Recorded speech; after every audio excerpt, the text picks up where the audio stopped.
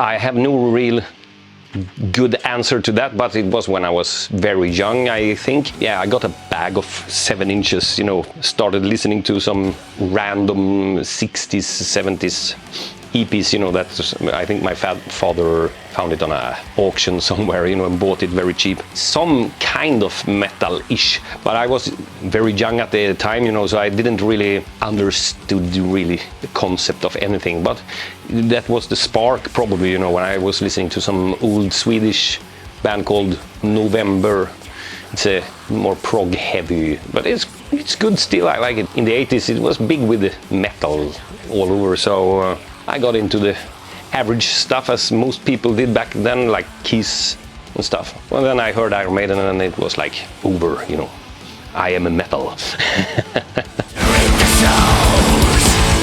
7, 8 years old, you know, that kind of kid, really. So it's been a long while now.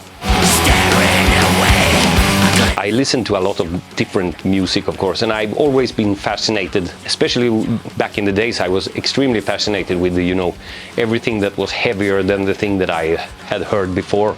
So it was like kind of a natural development, I would say. It's if I heard something that was faster, I usually liked it more than the old one. But compared to a lot of other people, you know, they listened first to heavy metal maybe, and then they changed to thrash, then death metal, this kind of. But I liked heavy metal too much. You know, I never stopped listening to heavy metal. To me, it was like the foundation, you know. I don't remember how I got hold of the records. Sometimes I just bought something that looked cool on the cover and it was a strike of luck. Sometimes I bought crap also, but you never know. So I started to get into the more heavy stuff kind of early. Black metal, yeah, it depends on what you classify as black metal, but you know, like Venom, of course. Venom was a huge band. In my opinion, you know, I love Venom, but that's obviously the first. When I saw some thrash album, they looked a little bit like wimpy.